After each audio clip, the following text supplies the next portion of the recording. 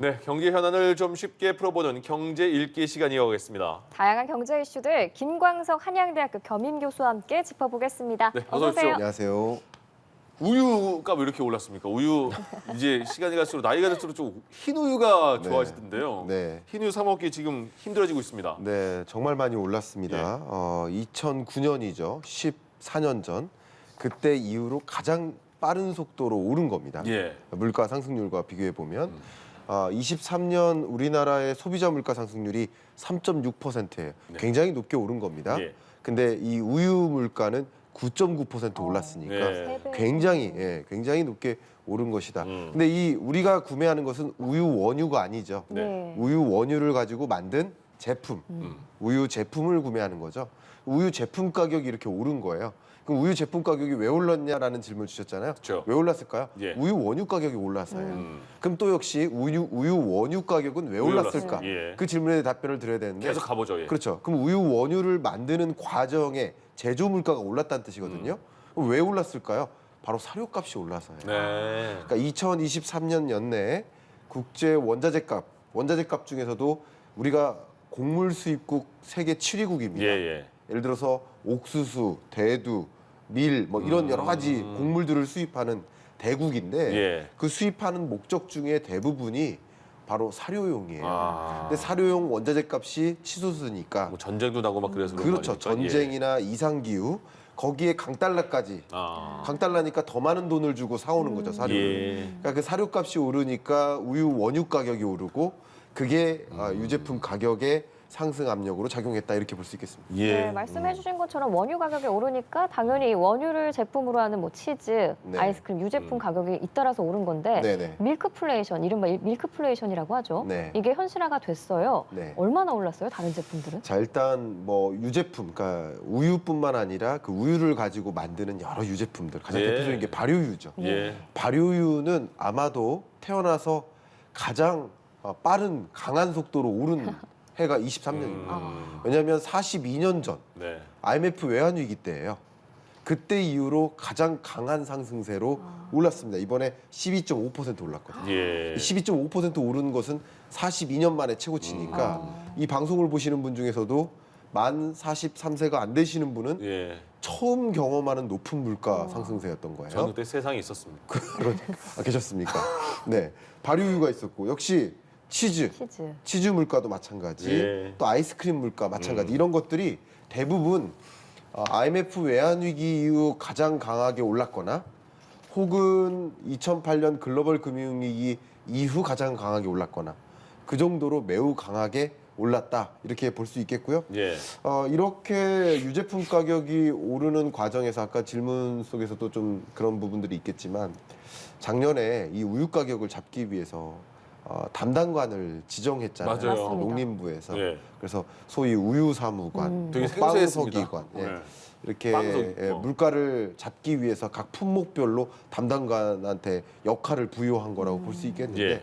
근데 그런데도 왜 이렇게 올랐을까 이런 질문을 많이 하셔요. 근데 앞에 말씀드렸던 것처럼 원유 가격이 오르고 그 밖에 생산 물가가 다 오르는데 가격이 안 올라갈 수 있을까요? 안 올라갈 수가 없어요. 예. 그러니까 가격을 올릴 수 없으니까 어떻게 대응했을까요? 많은 기업들이 그 내용물을 줄였죠. 내용을 줄였어요. 말도 안 하고 줄였어요, 근데. 양을 슬쩍. 줄인 게 그게 슈링크플레이션. 근데 그래서 가격이 안 오르다가 그것에 대한 또 굉장히 안 좋은 감정들, 불매운동 이런 것들이 나오니까 다시 일시적으로 가격이 급등하기 시작합니다. 그러니까 가격을 억지로 잡으려고 하다 보면 일시적으로 가격이 다시 급등할 수 있는 일이 벌어지니까 예. 이런 것은 우리가 좀 예의주시할 필요가 있지 않을까 생각합니다. 예. 그 우유를 쓰는 유제품들이 대부분 맛있잖아요. 네. 그러니까 맛있는 음식이 되게 많이 거의 다 오른 거예요. 네. 그러면 올해는 그럼 어느 정도 될까? 작년에 그렇게 많이 올랐는데 네. 올해는 우유값 이렇게 계속 네. 어쨌든 무슨 뭐 플레이션이랑 합성어는 되게 안 좋은 거잖아요. 안 좋은 우리 거죠. 우리 네. 소비자한테는. 네, 네. 우유값은 뭐 진정될 수 있을까요? 아니면 더 오를 요인이 더 있습니까? 자, 그 테크니컬하게 한번 설명을 잠깐 드려보면 낙농진흥회가 있어요. 예. 이 낙농진흥회는 주로 낙농업계 그리고 우유 제조업계로 구성이 됩니다. 예. 그러면 매년 5월 정도에 통계청에서 이 우유 생산비를 발표해요. 네. 생산비를 발표해서 변동폭이 작년보다 4% 내외면 그 협상을 해서 굳이 우유 가격을 조정할 필요가 없어요. 근데 예, 예. 4% 이상으로 생산비가 올라가면 그러면 그 낙농진흥회에서 협상을 통해서 우유 원유 가격을 다시 올립니다. 예. 그러니까 그런 일들이 벌어질 텐데 현재로서는 결국 이 생산비가 더 올라갈 거냐.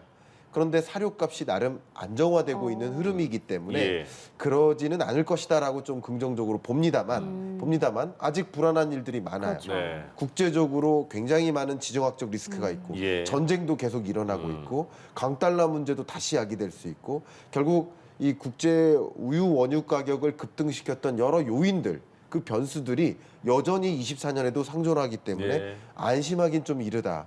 여전히 높은 그 우유 가격 상승 흐름을 보일 수 있겠구나 하는 걱정이 됩니다. 그러네요. 예. 네.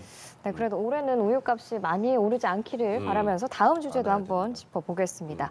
부동산 시장 상황인데 예전에는 청약되면 막 로또다, 영끌해서 무조건 해야 된다 이런 흐름이었거든요. 네. 그런데 요즘은 뭐 서울 분양시장에서 예. 청약이 돼도 포기를 하는 사람들이 늘고 있다고 해요. 흐름이 네. 왜 바뀐 거예요? 바로 가격이 굉장히 높아서죠. 예. 그럼 분양가는 또 왜 올랐는가? 네. 역시 건설사 입장에서 공사비가 올라서요. 예. 공사비가 오르고 분양가가 오르니까 예. 이제 시세는 전반적으로 부동산 경기 침체가 지속되다 보니까 이 신규 분양 말고 기존 주택의 가격은 시세가 이제 저렴해지고 있는데 네. 분양가는 여전히 높은 값을 요구하니까 예. 포기하는 사례들이 많아지고 있다 이렇게 볼 수 있고 부담을 느끼는 거죠.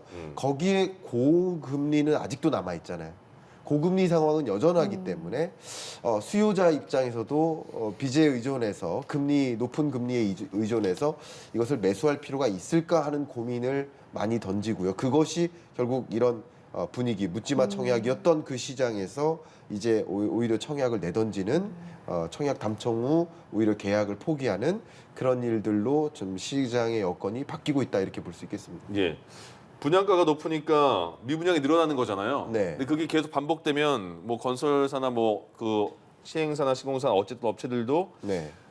타격을 입을 텐데 그렇게 계속 그 미분양이 반복되면 분양가가 좀 낮춰질 수도 있을까요? 그럼? 네, 낮아질 수 있습니다. 예. 기본적으로 모든 가격은 수요와 공급에 의해서 결정될 것이기 예. 때문에 그러면 분양이 제대로 되지 않는다. 그러면 그 가격이 결과적으로 높다라는 뜻이지 않겠습니까? 네. 그러니까 가격의 상승세는 이어질 수 있습니다. 그러나 강한 가격 상승세가 얼마나 이어졌냐면 10개월 연속 아. 이 전국 아파트 분양 가격이 올랐습니다. 한 번도 떨어지지 않고요. 예. 특히 서울 아파트 분양가 같은 경우는 소형 평수 기준으로도 10억이 넘습니다. 네. 3.3제곱미터 기준으로 3,500만 원 선에 육박합니다. 굉장히 오, 비싸요. 예. 그렇기 때문에 이 가격이 현실화되는 과정이 있을 수 있다. 물론 가격 자체가 떨어진다기보다는 가격 상승세가 주춤해질 수 있다. 주춤해진다. 이렇게 보고 있고요. 예. 다만 이 분양 시장도 두 가지로 좀 갈려요. 예를 들어서 수도권이냐, 비수도권이냐. 또 수도권이나 비수도권 지역에서도 역세권이냐 네. 그렇지 않느냐 지역에 따라 갈립니다. 그만큼 수요가 뒷받침돼서 미분양 문제가 전혀 없기도 하는 이 수도권 지역의 경우에는 가격 안정세가 좀 어렵고요. 예. 비수도권의 경우에는 또 그 전세권 같은 경우는 가격이 좀 조정될 수 있겠다 이렇게 좀 들여다보고 있습니다. 그러네요. 네. 우리나라 주택 사업이 건설사가 대출로 집을 먼저 지은 다음에 그 다음에 분양이 되면 수익을 올리는 구조인데 네, 지금처럼 이렇게 미분양이 많으면 네. 건설사가 대출을 못 갚는 거 아니에요? 그렇습니다. 지금 방금 말씀드렸던 것이 주로 미분양 주택인데요. 미분양 주택 건수가 대략 한 6만 5천 호 정도 됩니다.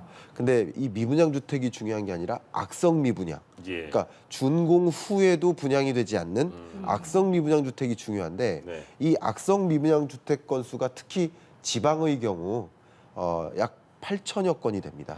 9천여 건 정도. 그러니까 굉장히 심각한 거. 거의 10,000건에 가까운데 이 악성 미분양 주택이 계속 쌓이고 있어요. 그러니까 전체 미분양 주택은 좀 줄어드는데 악성 미분양 주택이 쌓이고 있습니다. 그러면 결과적으로 지역에 있는 이런 아파트가 분양된 후에 그 자금을 받아서 돈 갚을게요라고 빌렸던 예. 그 돈, 부동산 PF 대출 이게 상환하기가 어려운 여건이 되고요. 그렇죠. 그럼 이런 것들이 악순환이 될 수 있기 때문에 앞으로도 건설 경기가 그렇게 뚜렷하게 회복될 만한 여건은 아니겠구나 예. 하는 그런 걱정이 됩니다. 올해는 또 뭐 반포, 청담 이렇게 강남에 인기 있는 단지들이 분양 시작한다고 하는데 네. 그러면 좀 분위기가 달라질까요? 여건이 좀 달라질 수 있습니다. 예.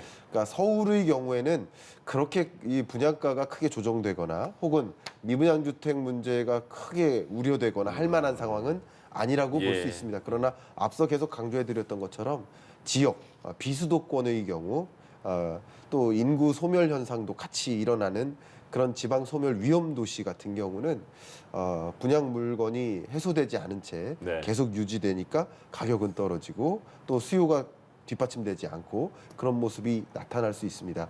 결과적으로 이 시장의 흐름이 수도권이냐 비수도권이냐 그 지역별로 굉장히 차별화되게 나타날 것으로 24년의 흐름을 볼 수 있겠습니다. 예, 알겠습니다. 오늘 경제 이슈들 김광석 한양대학교 겸임교수와 함께 짚어봤습니다. 고맙습니다. 고맙습니다. 감사합니다. 예.